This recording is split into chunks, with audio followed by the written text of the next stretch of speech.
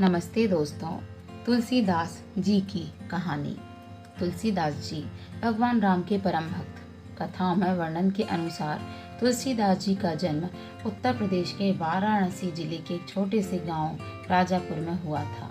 कहते हैं जन्म से ही तुलसीदास जी के 32 दांत थे, इसलिए तुलसीदास जी के माता पिता ने तुलसीदास जी को अनिष्ट का कारण समझने के कारण उन्हें त्याग दिया था।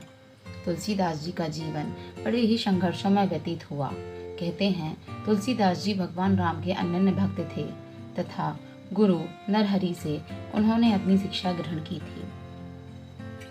अध्ययन के बाद तुलसीदास जी का विवाह रत्नावली से हुआ। कहते हैं जब रत्नावली अपने मायके गई हुई थी तब तुलसीदास जी को रत्नावली की याद आने लगी।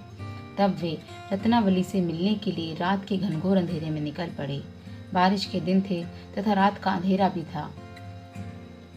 उस रात के अंधेरे में तुलसीदास जी ने मृत व्यक्ति को नाव समझकर नदी पार करी तथा रत्नावली के मायके पहुंच गए।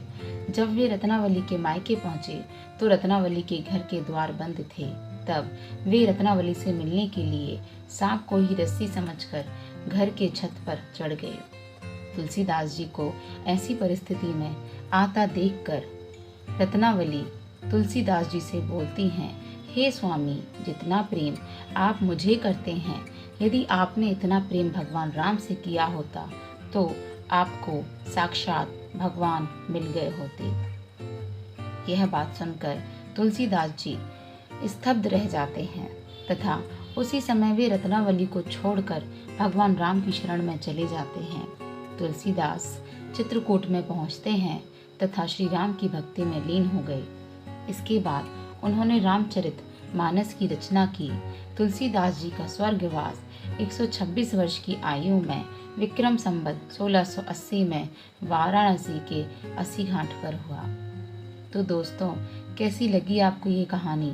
यदि थोड़ी सी भी अच्छी लगी हो तो लाइक करें और पसंद आई हो तो शेयर एंड सब्सक्राइब करें। Thank you.